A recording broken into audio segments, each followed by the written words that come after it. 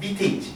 밑에 있으니까 우리가 살고 있는 압력은 현재 여기 있단 말이야. 그래서 드라이 아이스는 고체와 기체를 넘나드는 승화성 물질이에요. 고체와 기체를 넘나든다.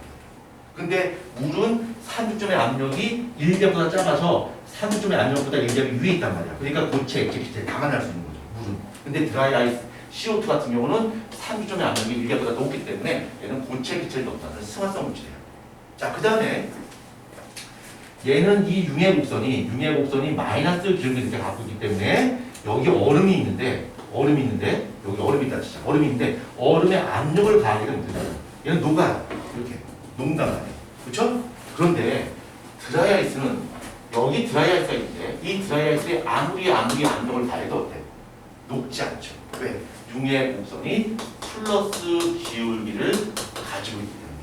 그렇죠? 그러나 얼음에서 압력을 가하게 되면 녹을 수 있다는 얘기예요. 왜? 융해 곡선이 마이너스 기울기를 가지고 있기 때문에. 오케이? 이해했죠? 오케이. 그래서 우리가 스케이트를 탈 수 있는 것은 얼음판 위에서만 스케이트 탈 수 있다. 유리판 위에서 못해요. 이렇게 융해 곡선이 마이너스 기울기를 갖고 있는 것은 오로지 물만이 갖고 있는 특성이에요. 그래서 드라이 아이스에서 스케이트 못하고요. 유리판 위에서 스케이트 못해요. 스케이트는 오로지 어디서만 탈 수 있어? 얼음판 위에서만 탈 수 있다는 거죠. 스케이트 탈 줄 알죠? 스케이트 탈 줄 알죠? 보드 탈 줄 알죠? 보드 못하고 스케이트 탈 줄 알죠? 스케이트 롤 인라인 스케이트 말고 그냥 얼음판에 타는 스케이트. 그거는 한 번도 안 해봤어요. 아무나 스킨 탈 줄 알아요? 진짜 못해요. 보드는 한 번도 해본 적 없어요. 없어요? 스키 탈 줄 알죠? 스키. 그럼 보드를 탈 때? 나는 스킨 탈 줄 아는데 나 보드 타는 사람이 너무 부러워요. 그 산에서 보드 타고 내려보고 너무 멋있어. 타고 싶은데 보드는 안 될 것 같고요. 스키는 탈 수 있는데 보드는 난 또 스케이트도 탈 수 있거든요. 스키는 탈 수 있는데 보드는 한 번도 도전 안 해봤어요. 너무너무 타고 싶어요. 어떨 때 제일 부럽냐면 밑에 내려와서 이제 다시 올라갈 때 스키는 이렇게 무겁고 또 짊어지고 가야 되잖아요. 그렇죠? 폴대하고 또 스키를 이렇게 짊어지고 가야 되는데 그 보드는 그냥 훌쩍 뛰어가지고 보드 하나 딱 짊어지고 가잖아. 너무 부러워. 나 무거워 죽겠는데. 그게 제일 부러워. 그래서 꼭 보드 타고 싶은데 이미 늦은 것 같아요. 자, 요게 상편 그래프야. 이해할 수 있겠죠? 자, 이제 그럼 우리가 이제 배워야 될 것은 바로 뭐냐면 물분용액의 총괄성이라고 하는 공부입니다. 칠판 좀 지우고요. 준, 칠판 좀 줘줄래요? 네. 얼마나 칠판 잘 지우는지 한번 아이들한테 한번 시범을 한번 보여주세요. 뭐 지금? 다 지금? 네. 오. 한 번에 쭉 내려와야죠. 그렇죠? 오. 멋있어.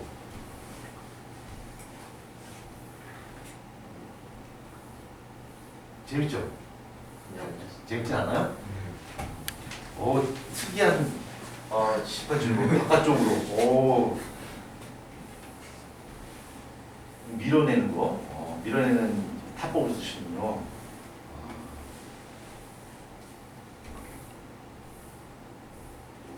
잘 안 지워지지, 그치?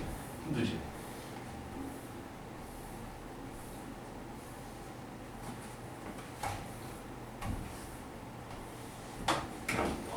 감사합니다. 자, 물분용의 총괄성 한번 보자. 이것도 핵심적인 개념이 있고요. 그 핵심적인 개념을 놓치면 게임이 끝나버려요. 핵심적인 개념을 놓지 말고 잘 따라가도록 합시다. 자, 물분용. 물분용의 총괄성. 자, 물분용의 총괄성에서 물분용액이라고 하는 것이 어떤 거냐면 물에다가 뭔가를 집어넣는 거야. 설탕이나 소금 같은 용질을 집어넣는 거야. 그걸 물분용액이라고 해요. 그래서 우리가 흔히 지금 우리가 공부하는 용액이 전부 다 물분용액입니다. 물에다 집어넣었으니까 이 물에다 뭔가를 집어넣은 용액이 갖는 특징에 대해 설명하고 있는 이론이 바로 총괄성이에요. 자, 물분 총괄성이라고 하는 것은 물분용액은 순수한 용매에 비하여 순수한 용매라고 하는 건 물 말하는 거죠. 순수한 물에 비해서 증기 압력 내림, 끓는 점 오름, 어는 점 내림, 삼투압과 같은 특성이 나타나요. 다시 한번 묽은 용액은 순수한 물에 비해서 증기 압력이 내려가고요. 깊이 끓는 점이야. 뭐 이렇게 해서도 이해할 수 있는 이해하는 데 별 문제 없죠? 볼륨 보시니까 끓는 점 오름, 어느 점 내린 삼투압 같은 현상이 생겨요. 그런데 이러한 특징은 입자가 크냐 작냐, 입자가 예쁘냐 못생겼냐, 입자가 노란색이냐 빨간색이냐 중요하지 않고요. 오로지 이것은 입자 수에 비례한다는 얘기예요.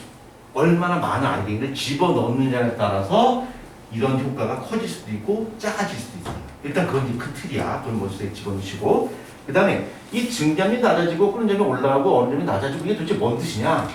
자, 증기 압력이 내려간다고 했는데 저번 시간에 증기 압력으로 설명했어요. 증기 압력이 바로 뭐냐면 증발된 기체가 나타내는 압력을 증기 압력이라고 불러요. 그럼 증기 압력이 낮아진다는 얘기는 잘 증발한다, 증발 못한다. 증발을 잘 못한다는 얘기예요. 증발 잘 못한다는 얘기예요. 왜? 용질 입자가 방해하니까. 우리 한번 전에 한번 했던 잠깐 보면 물에 잘 녹으려면 물과 물 사이 인력보다 물과 설탕 사이 인력이 더 커야 돼요.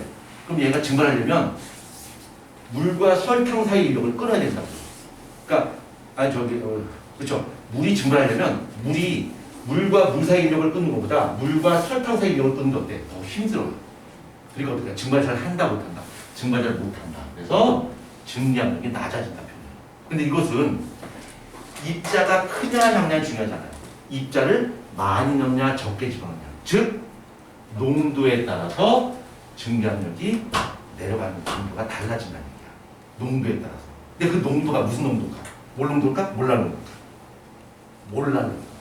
왜요? 몰 농도 왜요? 몰 농도는 온도에 따라서 바뀌니까. 몰라 농도 쓴단 말이야. 자, 그 다음에 끓는 점이 올라가요. 끓는 점이 올라간다는 얘기 끓기 쉽다, 끓기 어렵다. 끓기 어렵다. 끓기 어렵다 해보시고요. 멜팅 포인트가 낮아진다. 어느 점이 낮아진다 라고 하는 것은 무슨 얘기야? 얼기 어렵다. 그럼 얘네들이 증발도 잘 못해, 끓기도 어려워, 얼기도 어려워. 이런 이유는 바로 무엇 때문이냐면 바로 용질 입자의 방해 때문이에요. 용질 입자가 방해하기 때문에 얘네가 증발도 못하고 끓지도 못하고 얼지도 못해요. 무엇 때문에? 용질 입자의 방해 때문에. 그러면 그 용질 입자가 방해하는 정도는 용질 입자의 종류하고 하나에 관계없어요. 용질 입자가 얼마나 많냐? 정량에 따라서 결정되는 거죠. 자, 증발하는 거니까. 자, 증발할 때 여기에 다 물만 있어요. 그러면 내가 증발하기 위해선 물과 물 사이 인력을 끊어내고 올라가면 돼. 쉬워. 근데 설탕이 있어. 그러면 물과 설탕 사이 인력을 끊어야 되는데 끊기 어떨까? 어렵단 말이야. 더 많은 에너지가 필요해. 끊기 위해서. 끊기 어려운 거죠. 끊는 점이 올라가는 거죠. 그렇죠? 그 다음에 얼려졌다는 이게 얼려졌다는 게 무엇인지 한번 보자. 혹시 콜라나 사이다를 얼려본 적 있어요? 얼려서 혹시 먹어본 적 있나? 있죠? 맛이 어때요? 원래부터 신고. 그렇죠. 얼려서 싱거워요. 그리고 콜라를 얼리잖아. 얼리면 이 콜라 맛을 느낄 수 있는 아이스크림이 짱 좋다고 먹죠. 아무것도 안 나요. 그냥 물맛이야. 색깔만 까면. 그리고 밑에 보면 잔뜩 몰려있어요. 그 콜라를 구성하는 성분들이. 시커먼 거부터 시작해서 설탕부터 시작해서 밑에 잔뜩 몰려있단 말이야. 입자들이 녹을 얼 때 말이야. 여기에 만약에 우리가 물입자라고 생각하자. 여기 물이 담당 물 분자야. 물 분자고 여기에 용질들이 섞여 있잖아. 그러면 우리가 얼 때 용질 입자를 품에 품고서 얼지 않아요. 앞에 용질 있으면 용질한테 부탁하죠.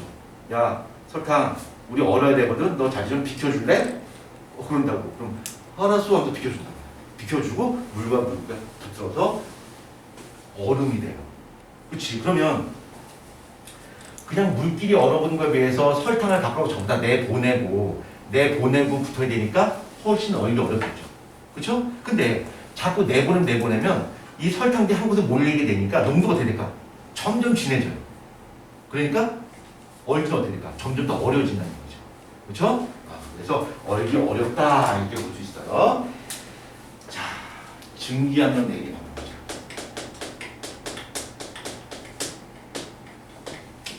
자, 묽은 용액은 순수한 물에 비해서 증기압력이 내려가요. 증기압력이 내려간다는 얘기는 증기의 몰수가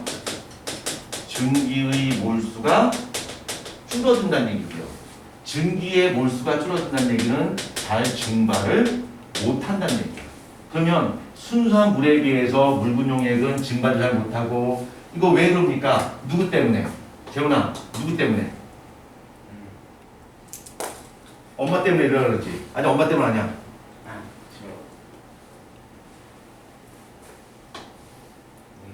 아, 용질 입자의 방해 때문에 잘 못 올라가는 거야. 그렇죠? 증발 잘 못하는 거야. 그러면 얼마나 많이 증장이 떨어지냐는 것은 용질이 얼마나 많이 있냐 적게 있냐에 따라 결정되는 거야. 자, 아주 모시적으로 그려볼게요. 물이 이렇게 있다. 자, 순수한 물이야. 순수한 물이 있는데 여기 증발이라고 하는 것은 표면에서 일어난단 말이야. 여기에 물 분자가 100개가 있어요. 물 분자가 100개가 있다 치자.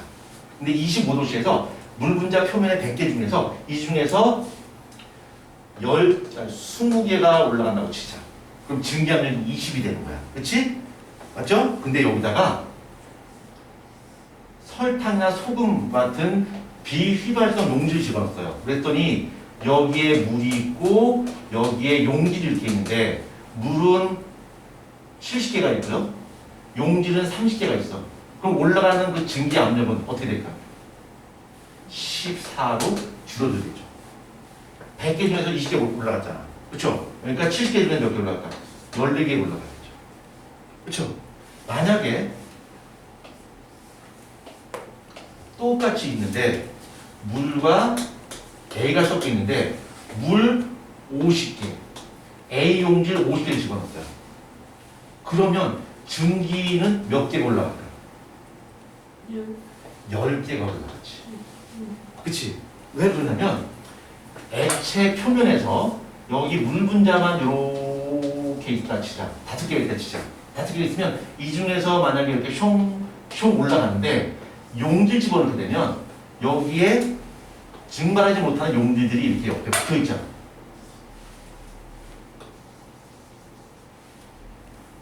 이렇게 붙어 있으니까 올라갈 수 있는 몰수가 어떻게 될까? 줄어드는 거야. 그러면 얼마나 증기압력이 낮아지냐라고 하는 것은 전체 알갱이 중에서 요 용질이 차지하는 비율이 얼마만큼 집어넣냐에 따라서 증기압력은 낮아지는 거죠. 그걸 다른 말로 뭐라 불러? 분율이라고 불러. 전체 알갱이 중에서 자 여기 한번 보세요. 전체 알갱이 중에서 이 용질 입자가 차지하는 비율이 30%를 차지하고 있어요. 그랬더니 증기압력이 30%가 낮아지는 거죠. 그렇죠? 그 다음에 용질 입자가 전체의 50% 차지하고 있으니까 증기압력이 50% 감소하는 거죠. 그러니까 증기압력이 얼마나 낮아지냐라고 하는 것은 입자 수가 얼마나 많냐 적냐에 따라서 증기압력이 낮아진 것이 결정된다는 얘기죠. 예를 들어볼게. 요거를 문제로 구하면 물 화학식량이 18인데요. 얘 162g이고요. 그 다음에 C6H12O6 이게 포도당인데 얘 화학식량은 180이야. 얘 180g을 같이 섞었어요. 용액을 만들었어요. 용액을 만들었는데 그럼 그때 증기압력은 얼마냐 이렇게 물어봤어요. 현재 25도씨야. 25도씨 때 실험한 거야. 근데 25도씨에서 순수한 물의 증기압력은 400ml Hg의 증기압력을 나타내고 있어요. 자, 순수한 물이라면 25도씨에서 증기압력이 400이야. 그런데 물 162g에다가 포도당 180g을 집어넣었어요. 그때 증기압력을 구하라는 얘기야. 뭔가 섞었으니까 증기압력이 낮아지겠지. 얼마나 낮아지냐면 전체 알갱이 중에서 얘가 차지하는 비율만큼 증기압력이 낮아질 거야. 그렇죠? 그러면 물 162g인데 물 162g은 몇 몰이야? 몇 몰? 9몰이죠. 9몰. 얘는 몇 몰이야? 1몰이죠. 그렇죠? 그럼 그러면 이 증발하지 못하는 이 용질의 몰 분율은 얼마야? 10분의 1이죠. 그러니까 증기 압력이 내려가는데 얼마나 내려가냐면 순수한 용매의 증기 압력 곱하기 용질의 몰 분율만큼 증기 압력이 떨어지는 거죠. 그러면 순수한 물의 증기 압력이 얼마야? 400. 용질자의 몰 분율이 얼마야? 10분의 1이야. 그럼 뭐야? 40이죠. 40만큼 어떻게 된다? 낮아지는 거야. 그러니까 얘의 증기 압력이 얼마 될까? 400에서 40 낮아지니까 360 밀리 H가 된다는 거지. 이렇게 보는 거야. 오케이? 아까 내가 용질이 크냐 작냐 무겁냐 가볍냐 별 중요하지 않아요. 그 입자 수가 얼마나 많냐 적냐에 따라서 증기압력이 떨어지는 폭이 결정된다는 얘기죠. 그렇죠? 맞죠? 오, 그래요? 그러면 이때 증기압력을 구하려면 이때 증기압력을 구하려면 이제 내가 말장난이야. 말장난에 빠지지 마. 자, 증기압력은 순수한 물의 증기압력 곱하기 물의 몰 분율 전체 알갱이에서 물이 차지하는 비율을 곱하게 되면 그냥 바로 증기압력 바로 구할 수 있겠지. 그렇죠? 전체 알갱이에서 물이 차지하는 비율만큼 그거만큼 증기압력을 나타내겠지. 그렇죠? 그러면 순수한 물의 증기압력 얼마야? 400 곱하기 물의 몰 분율 얼마야? 10분의 9가 되잖아. 360. 증기압력이 떨어지는 것은 용질의 몰 분율만. 그 당시의 증기압력은 전체 알갱이 중에서 물이 차지하는 비율만큼 그거만큼 압력을 나타낸다는 얘기지. 따라서 용질 입자를 많이 집어넣을수록 증기압력이 어떻게 될까? 계속 떨어진다. 맞죠? 그래서 내가 여기다 바닥에다 물을 확 뿌리고 여기다 설탕물을 확 뿌려. 그 다음날 와봤을 때 물은 다 증발했지만 여기는 설탕물은 아직 남아있네 하고서 찍어 먹을 수 있겠죠. 그렇죠? 단맛에 설탕물이 그렇죠? 증발을 잘 못한다는 얘기야. 설탕물이나 소금물. 그래서 우리가 이게 뭐 먹다가 이게 흘리잖아. 여러분 안 흘려요? 어렸을 뭐 그래도 어쨌든 지금도 종종 흘리잖아. 그렇지? 흘리는데 물 먹다 흘렸어요. 그럼 좀 지나다 말라. 근데 이게 설탕분이나 콜라나 사이다 먹다 흘리면 어떻게 될까? 잘 안 말라요. 그렇죠? 왜? 증기압력이 매우 낮기 때문에. 자, 요거 이해할 수 있겠죠? 요거. 자, 요거를 좀 응용을 해볼게요. 증기압력 전에 배웠으니까. 그 다음에 뭐 증기압력 관련된 내용 중에서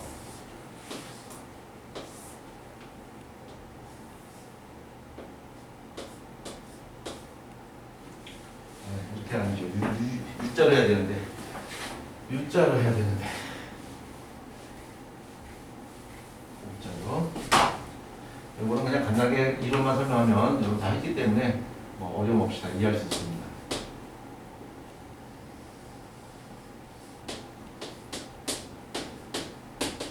자, 여기 A용액과 B용액을 넣었고요. U자 유리관을 여기다 넣고 여기다 순을 넣었어. 순을 넣었더니 순이 이렇게 해서 이렇게 올라가 있어요. 이렇게 올라가 있어서 얘가 이만큼 더 높아요. 그러면 A와 B 중에서 누가 증기압력이 더 센 거야? 누가 더 높은 거야? A가 증기압력이 높은 거야? B가 증기압력이 높은 거야? 지금 여기 A에 증발된 이 기체는 이렇게 밀겠죠. 여기 B에서 증발된 이 기체들은 이렇게 밀겠지. 누가 힘이 더 센 거야? A가 더 힘이 세니까 이렇게 올라가죠. 그쵸? 얼마만큼? 요거만큼 증기압력이 A가 더 세다라고 할 수 있는 거죠. 그러면 A가 증기압력이 더 세다는 이야기는 이것에 분자의 인력을 비교하면 A와 B를 비교하면 누가 더 분자의 인력이 더 큰 거야? B가 분자의 인력이 더 큰 거죠. 끓는 점을 비교하면 누가 더 높을까? B가 더 높은 거야. 그러니까 이게 대기압 같은 일기압만큼 증기를 올려주려면 얘가 훨씬 더 많은 열 에너지가 필요해요. 그렇죠? 그러니까 끓는 점이 B가 더 높겠지. 이해됩니까? 오케이. 자, 그 다음에 라울의 법칙을 한번 보자. 라울의 법칙. 그걸 하기 전에 좀 쉬었다가 라울의 법칙을 한번 볼게요.